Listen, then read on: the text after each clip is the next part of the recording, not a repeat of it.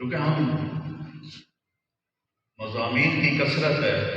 دیکھو تمہارے سامنے روٹی بھی ہو، چاول بھی ہو، زردہ بھی ہو، حلوہ بھی ہو، پوڑی بھی ہو، سموسے بھی ہوں، باقر خانے بھی ہو، گلاب جامن بھی ہوں، رس گلے بھی ہوں، اور تم سارے کھا جاؤ تو تمہارے معدے کا کیا حال ہے؟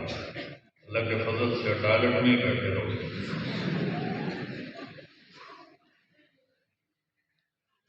میں جب اسکول پڑھتا تھا بہت شرارتی تھا، تو میں نے وہ کھانے کی جو دیکھ تھی نا اس میں جمال پوٹا ڈال دیا.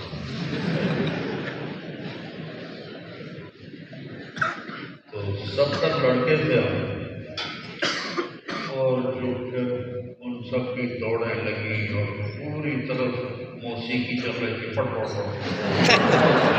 پٹ، اور ساتھ مجھے گالیاں پڑ رہی تھیں، پتہ نہیں کیا ساڑھے نہ لے گی.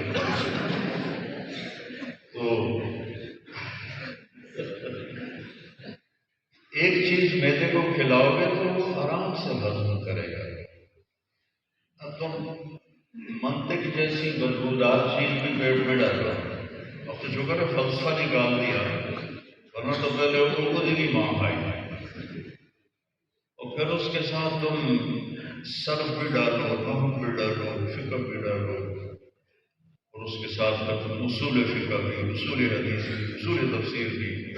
قرآن کے لیے تو جگہ ہی نہیں بچتی، تو سمجھو گے کیا؟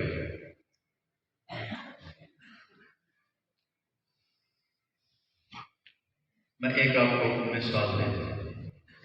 کانوا قلیلا من اللیل ما یہجعون بالاسحار هم یستغفرون.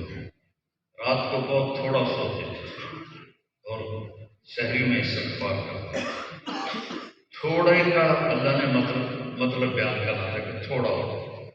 اس تھوڑے کو دیکھو قرآن کیسے بیان کرتا ہے، کام ناقصہ جو قلت پہ دلالت کرتا ہے. ٹھیک ہے، قلیل جو قلت پہ دلالت کرتا ہے، من اللیل من تبعیض کا ہے جو قلت پہ دلالت کرتا ہے، ما مصدر کا ہے جو فعل کو مصدر بنا دیتا ہے، کثرت سے قلت میں تبدیل کر دیتا ہے.